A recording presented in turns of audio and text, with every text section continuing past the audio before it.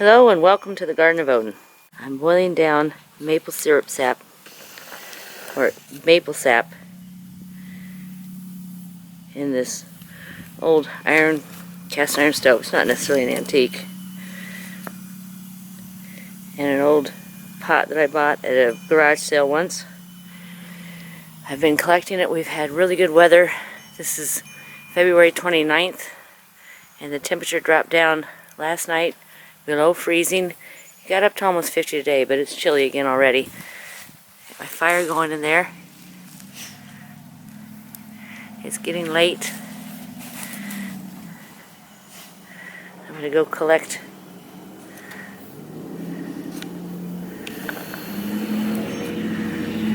the last. I'm going to do the last collection run this evening, and then tomorrow I'll collect some more, and that'll probably be it. So hopefully I'll get about a pint. I'll show you some more as I go along. I'm just using the buckite bucket, it's a Royal King bucket to collect in. Straining it through a cloth because there's always some stuff that falls into your collection vessel. I drilled a hole in the center of some of these lids. This is some cherry wood, but I think I should get some oak for a little bit hotter fire. I'm going to leave this here. Hopefully I won't burn down the shop, and go get some more sap. This is how I'm collecting the sap. I know this is a really small sugar maple, but that's about all I could find. Otherwise I've been tapping silver maples. So there's the tap and my 2-liter bottle just tied to the tree. So that's a really good way to manage to collect the sap. So I just pull it away from the tap and pour it into my 5-gallon bucket.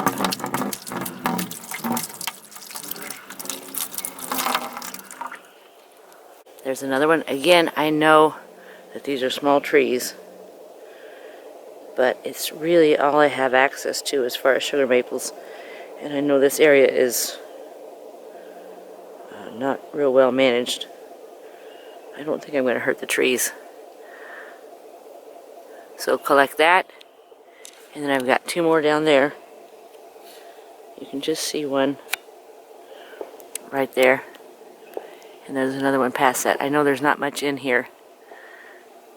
I don't have much sap. I collected about 3 hours ago, but I'm not going to get back out here till probably 10 o'clock tomorrow.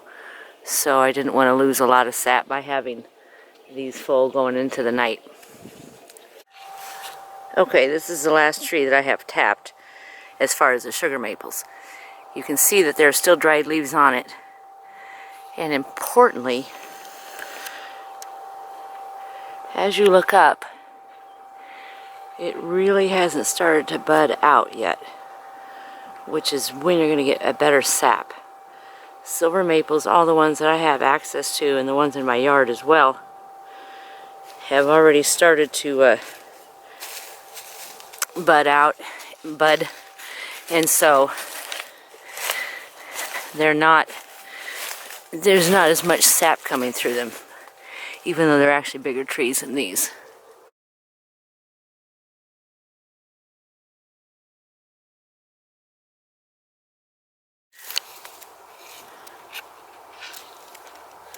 Alright, that's a lot better. I use a 3/8 elbow, and then I push the rubber connector end up inside the, I don't know, here.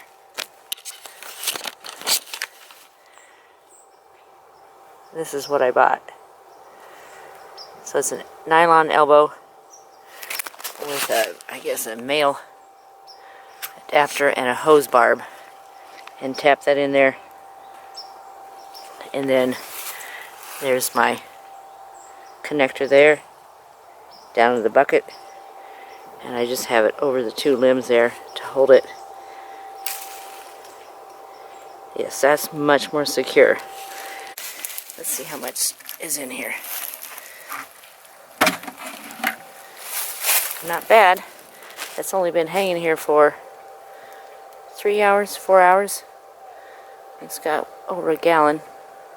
So I'll add that to my other bucket. Take this back home. So this I can easily leave till 10 or so tomorrow morning. The other one I might have to come out really early and get, or the 2-liter bottle, so I might have to come out early and empty. Alright, I'm going to go back home and check on the little stove and see where I'm at with reducing the, or evaporating the extra water out of the sap. Okay, we can see, or maybe you can see, my sap is steaming away, evaporating. The fire looks pretty good.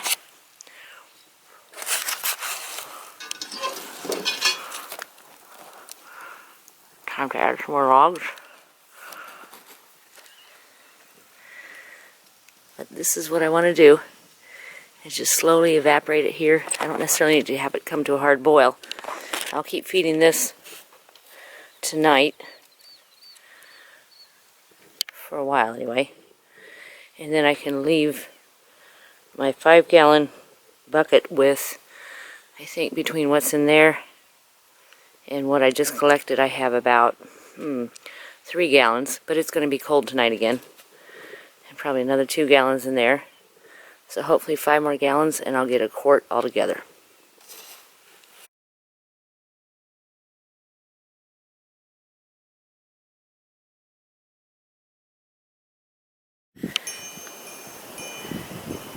Good afternoon.